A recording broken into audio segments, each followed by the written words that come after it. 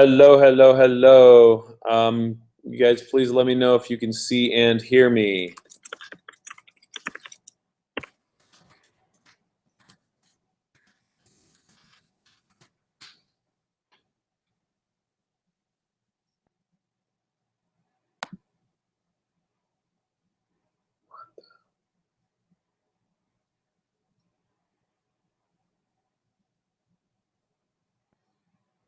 Okay, I found the questions.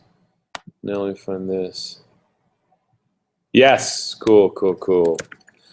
All right, let me get in. We got a lot. Got a lot of questions today, so I'm gonna hit these. Let me get out of this chair. Listen to my own damn advice. I did a great episode, a podcast with Mark David today. Okay, let me just make sure this doesn't look too weird. Looking down this way. Okay, cool. All right. Discussion topics, part A, page 62 to 69. Everyone should be there. So here we go. I appreciate it's hard to make generalizations, but could you outline a typically appropriate exercise program for ages 24, 45, and 65 years of age? Yeah, it's tough because of injuries, right? At 25, I don't care how young you are, you need to, take orthopedic injuries into account. But to humor you, what I would say is for 24, you would definitely want to have things that are more burst training. You would want to do heavy weight bearing exercise to kind of build up muscle mass. I don't like running for anybody, like just long-term running. It's not great. But rock climbing and things that require, like martial arts, things that require agility. 45, kind of the hybrid of all those things, just less impact on the joints.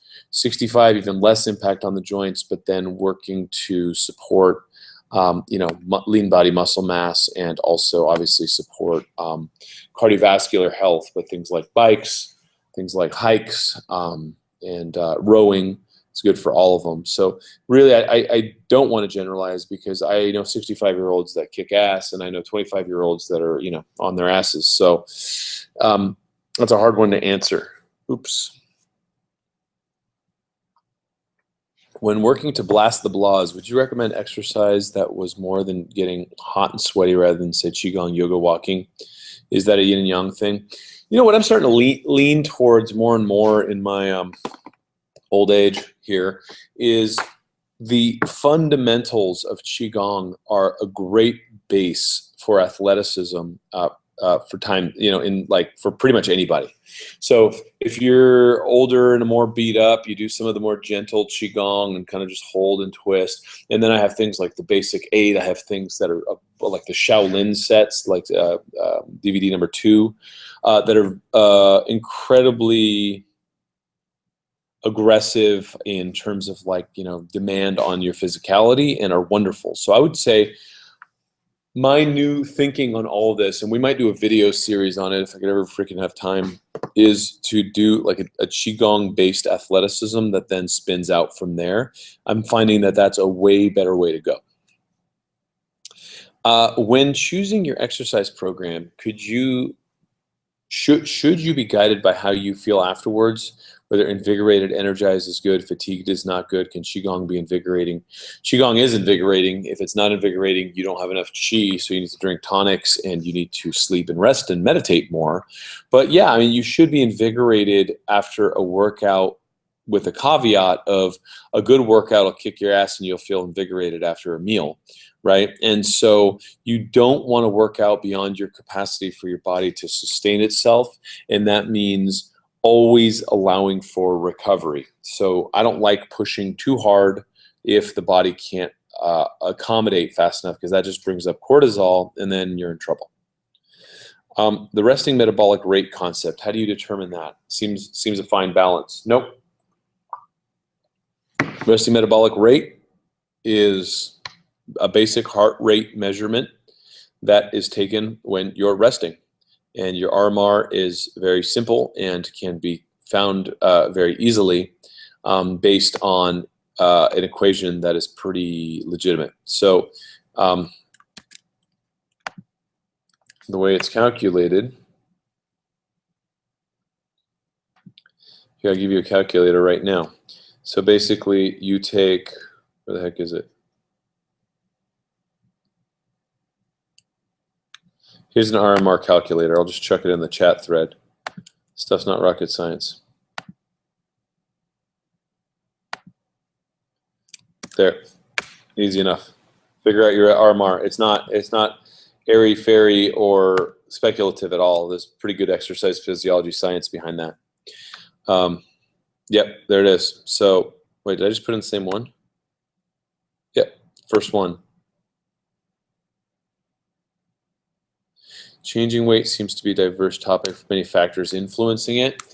Yeah, I mean, you start looking at quality of food, you start looking at adrenal profile, you start looking at sleep and recovery, you start looking at leptin levels. Leptin levels will be compromised by increased insulin. So one of the best ways that you can lose weight is to basically take out insulin foods that are producing and acting on your insulin and your pancreas, which means basically take out sugar and flour, and then your appetite will change and the quality of your physical fitness will shift because your appetite is now based on needing calories to support, you know, like proteins and synthesis for amino acids and things that build muscle, and not feed your dopamine and your addictive circuitry in your brain. Is it feasible to think that excess body fat has stored toxins? So if you want to release that body fat, you need to think of detox pathways as you do it. So eating lots of green leafy vegetables would support that process? Yeah. The research out there says that the toxins have nowhere to go other than the fat and the bone usually.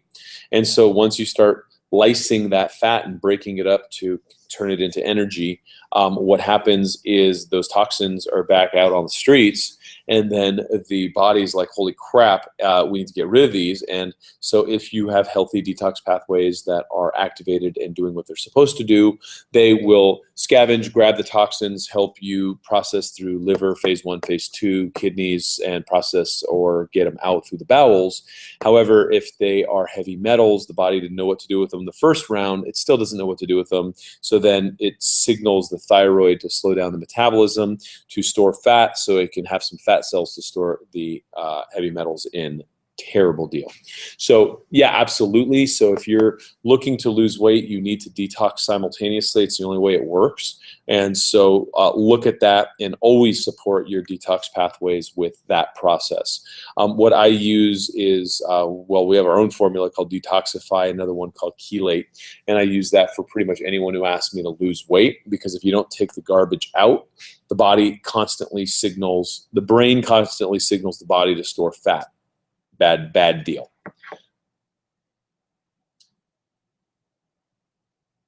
Do I still recommend eating every 3 hours? As I mentioned in the book, we hear about trying not to eat for up to 5-6 hours to give the body time to rest, constantly pumping insulin. Please discuss that.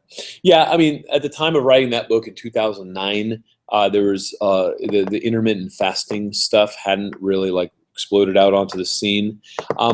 I don't think intermittent fasting works for very many people in the West because our adrenals are shot and our cortisol levels are messed up. And so, you know, I see it work for people in their 20s. I don't see it working for people in their 40s and so, and beyond, obviously. And so I think that keeping blood sugar stable is by far more important because we're all so stressed out. And let's face it, you're not eating for 5 to 6 hours at night anyways. And that's why breakfast is called breaking your fast. And so you don't necessarily need that per se. You should just get up and have a solid meal and then go and only eat when hungry. I think it's more important to hack your hunger hormones like the leptins by taking the stuff that makes you addictive out, like the sugar and the flour, and then intermittent fasting. Once you've kind of balanced that and your blood sugar's good and you think you could get away with intermittent fasting, fine. But I still stand by saying that most people in the Western world need to eat every 3 hours because of that adrenal insufficiency and the issues we see with insulin levels. So Oh, I just answered the next question of intermittent fasting. It is not. Like again, if you're not adrenally fatigued, you can mess with intermittent fasting, see how you do. Most people are adrenally fatigued. I mean, I can't tell you, 9 out of 10 labs that I get back on people that come in complaining about most of the stuff we all complain about have some degree of adrenal fatigue, and that's the issue. What do I think about metabolic typing? I think some people do better eating for protein, carbohydrates, for example, more balanced approach with emphasis on vegetable consumption, lean, a healthy fat is best, and healthy. Do I think? Well, I just think that metabolic typing, it works. I think everything is now pointing to genetic testing and finding out what your predisposition is. I mean, I come from a part of the world where bread and cheese is, what we do. Italy does the same, and so Eastern Europeans do better with meat. And so I think that the genetic testing is going to kind of even out some of that.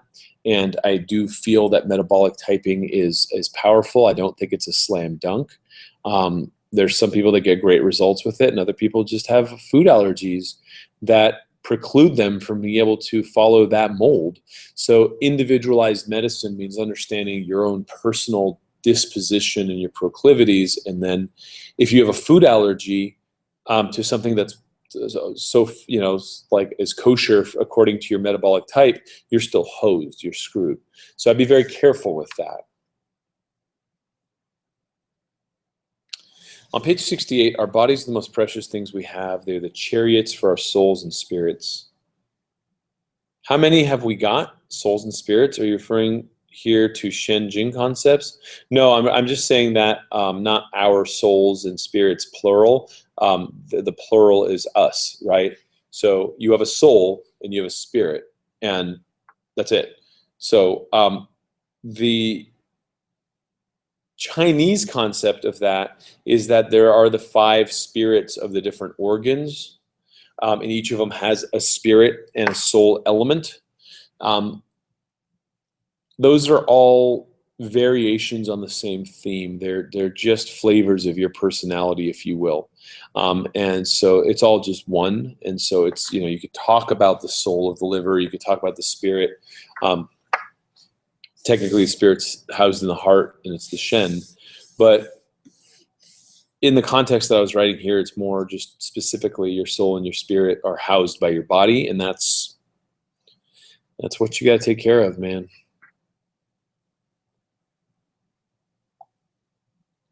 Most of the body's growth hormone is produced in deep stage 4 sleep. Would you tell us more about this growth hormone and what can help us get to that stage 4 sleep? Anything other than meditation, exercise, recovery? Yeah, stage 4 is that deep, slow sleep where you start dumping into delta, which is like 1 to 2 hertz. And that's where we see the best release of that growth hormone and tissue repair.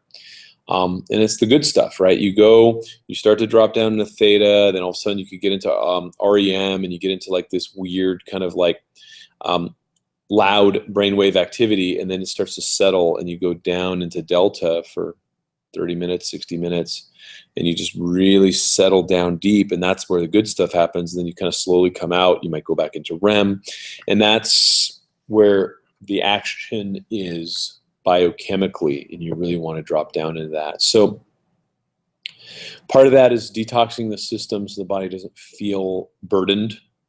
Part of that is shutting out the light, good sleep hygiene, noise hygiene, keeping the sound out. And a lot of that is just calming the mind and telling the mind that you're going to go deep into a restful sleep. And in doing so, you establish, what's the best way to say this? In doing so, you establish a relationship with your subconscious mind to drive your psyche and drive your consciousness into that deep place of the mini death, if you will.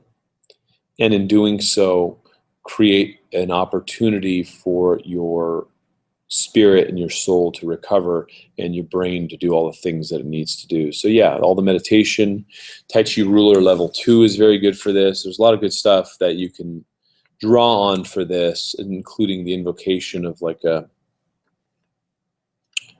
just speak to it. Speak to it. If you could speak to it, you'll get very far with it. If someone wakes up around 3 a.m. is unable to return to sleep for an hour or so, is that liver time? Yes. Would it be low blood sugar, adrenaline release causing this? Possibly. What would I recommend to avoid this happening? First of all, you have to balance your blood sugar, which means if you're waking up at that time, look at any sugar consumption. That's usually, people who wake up at that time are either really toxic or are drinking wine or having something very sugary in the evening, which is making them run out of sugar and like wake up kind of disturbed. So what I typically recommend for patients who have that particular problem is to say take 4 to 6 ounces of chicken with some olive oil or some coconut oil and just eat that like half an hour before bed, and that will usually sustain the blood sugar throughout the night. Obviously no caffeine after noon, obviously no alcohol, nothing that is impacting the liver. And if you're having that problem, detox the liver, right? Take phase 1, phase 2 detoxification support with enough water. Get the blood sugar balanced, give the body what it needs. You'll find that in a week or 2, that usually goes away. That's usually an easy one to resolve once we identify the problem. Page 68, our bodies are the alchemical agent that we will later learn to transmute and refine. Could you elaborate on this? Lee's note, I think Pedram is referring to later in the book or later in our enlightenment. I mean later in the book. So yeah, the alchemical agent, everything that you need for your enlightenment and the prosperity of your being and your vitality is already in your body. We're now finding that adaptogenic herbs trigger epigenetic expression that will change your genes towards longevity. Having the right mindset will trigger an epigenetic expression that will make you drive further towards life and abundance. And that's all within the psyche and the consciousness, and that's the transmutation. That's us changing our state, and then all of a sudden we start to glow and we start to kind of take off and be that light that we can be. And so understanding that, and again, I'm not going to like go too far into this because that is what we're talking about later in the book, but understanding that we have all that there is the crux, because we all feel like we're empty. We all feel like we're missing something. And the point is here that we have everything we need right here, right here.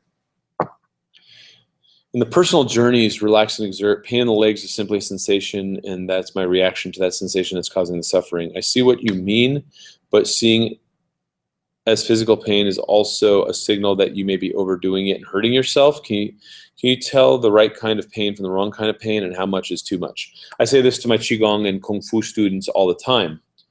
If your muscles, if it's like the quads, if it's your legs, if it's your glutes, if it's the muscles working, you can breathe through that.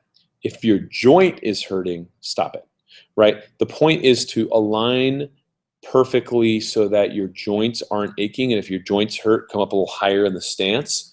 You don't want joint pain. That's bone on bone, that's cartilage, that's tendons, that's ligaments, right? But if I'm in a deep horse stance and my quad's on fire, suck it up, big boy, right? And so that's the difference. And so there's good pain, and there is bad pain, and I think that's really what is the differentiator there. Gary, can you go down into Delta with meditation? Yeah, absolutely. I mean, all these like Indian yogis that would say, hey, bury me in a coffin, and take their heart rate so far down that it was almost undetectable, and they'd pull them out hours later or something. They're down way deep into Delta. So absolutely. Page 69. Relax. I learned to rest and recover while simultaneously moving and exerting. How interesting. Please tell us more. Well, that's kind of the Taoist paradox, right? Is to understand that no matter how much the exertion is painful or challenging, you can find that sweet spot in your breath to really drop in and relax simultaneously, so that movement comes from a place of yin and passive allowance instead of all yang and all exertion. So, I mean, that's the essence of Kung Fu, right? Let me make sure I have my video lined up here. So here I am.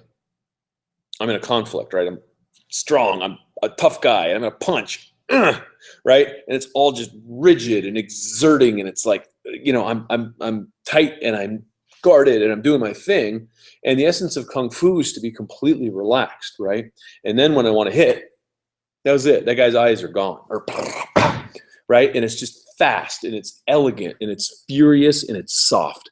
And that's the essence of true martial arts is you are soft. Like even in Tai Chi, you're doing all this stuff, but it's because you're so relaxed that you just bam, bam, bam, bam, bam, bam, right? And if I'm rigid, I'm like, right? That's bullshit. That's not how real martial arts work, and that's not the winning formula. So you'll find that in your practice. You'll find that as you do more Tai Chi, you'll get that. I've had sleep problems for many years. It was upgrade to horrible sleep. Suffered extreme pain, ruptured lumbar cervical discs, plus knee injuries. Wow. 2 years of therapy, finally emerged at the beginning of this year. You get much better, but still lacking sleep. Waking 5 to 10 times a night. Unfortunately, shoulder pain started, rotator cuff. Now sleep eludes me even more. I do all the good sleep protocol, turning off, meditating, taking herbs, and clean vitality food. No luck. I know cortisol is through the roof because of this, causing stress. What do I do? How many hours of deep REM sleep are optimal? Thank you. You need to control the pain so that the pain doesn't signal to your brain to wake up. So I would do some pain control modulation, even if it meant taking things that are strong anti-inflammatories, Mariva, like turmeric extract, stuff like that. Anything you can to bring down inflammation, fish oil, because it sounds like the pain is also triggering your brain to wake up.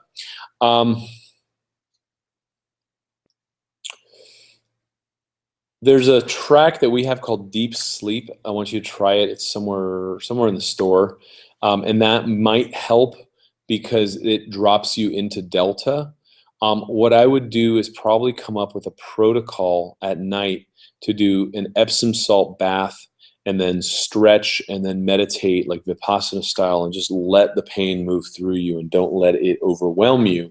And then we could talk about it. That's, it's a tough, challenging situation, but you don't have a choice. You got to get on the other side of this. So let's talk about it further in the Facebook group. DaosPath.com. Should we create a login? What info is available once we log in to relate to the book? The blog ends in 2013. Will this be continuing? Yeah, big problem. I haven't messed with that website in a long time. We're trying to figure out what we're going to do with it with the new website, which is the the Urban Monk stuff. I need to sit down with my team and figure out what we're doing with that. That site still gets like thousands of visits a day just because no one writes about Taoism. And it has a lot of traffic, but I got so much shit going on. I just let it go. So I need to figure that out. I will get back to you on that. What percentage of food should be protein, carbs, and fat? Dr. Sarah had a Facebook post, keeping our bodies alkaline, which means 80% alkaline foods, 20% acid-forming foods, which generally leads to less protein to attain that. How much protein do you recommend per meal if eating 3 meals a day?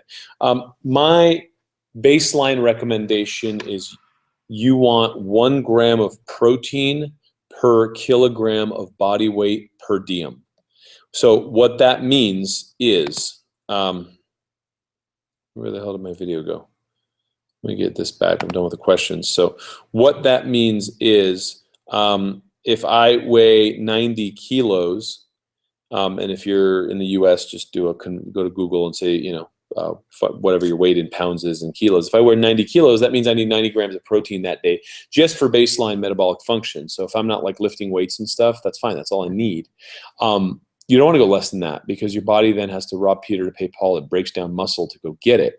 So I disagree with what they're saying in that Facebook post. If you're doing that, I don't think the alkalinity is, I drink a lot of alkalizing water, I have a lot of vegetables, but the protein is really important for muscle repair and just basic tissue function, right?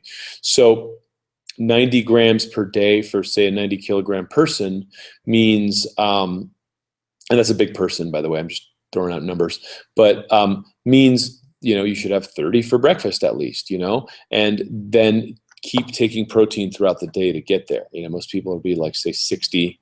What is it? So let me just say 120 pounds in kilograms is 54. So if you're a 120-pound person, that's 54, say almost 55. So you have 55 grams of protein you need if you're a 120-pound person. So what that means is at least 20 for breakfast, and then making sure you get the rest during the day. And that is a very, very important piece. I don't care how alkaline you want to get. If you're not getting enough protein to run your metabolic needs, you're going to have trouble. You're going to be depressed. You're going to break down muscle to take care of that deficit, and then you're going to have a harder time metabolizing sugars, and you're going to gain weight. And so I disagree with that, actually. I think you need enough protein, and I've seen a lot of physiological issues in people that are otherwise healthy start because they go on to some like poorly managed vegetarian diet. There's nothing wrong with being a vegetarian. You just need that 55 grams of protein. How the hell are you going to get it if you're not food combining and having protein right? So that's my take on that. In my clinical experience, that's one place you don't want to mess around. That's where people get sick, and that's where people get really messed up. So I wholeheartedly emphasize getting that right. Okay, we got 3 minutes. Hit me up. I'm in the chat room now, and I'm gonna sip my tea.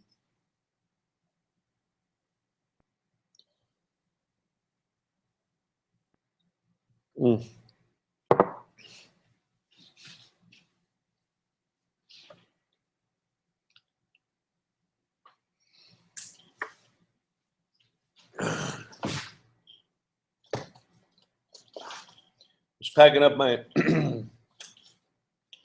bag.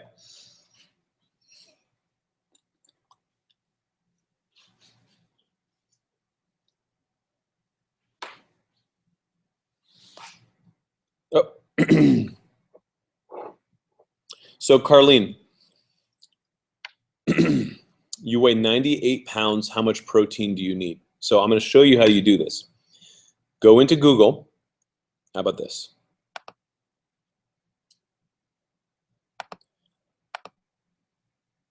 Okay. What's happening here? And I'm going to go present to everyone, and I'm going to go here. Nope, I'm going to go here. Literally 98 pounds in kilograms. And look, it doesn't even weight, right? 44.45. So that's 40, let's just say 45 kilos, which means 45 grams of protein, Carly. That's it. It's that simple. Where's my thing? I'll stop the screen sharing. There. So 45 grams of protein is your answer. Every day. Every day. Rain or shine. You need that, or else your body's in trouble. Julie, what type of exercise and how much do you recommend for adrenal fatigue, for chronic fatigue syndrome? For those cases, Julie, I recommend Qigong until your body can sustain more Qigong, and then starting to do kind of more like hiking and then basic weight-bearing exercise, but nothing to blow out your system.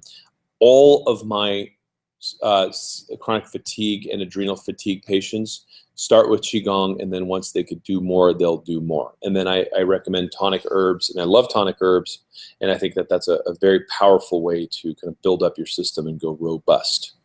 Okay, I'm out of time. I got to run to a dinner. I'll see you guys next week. Thank you.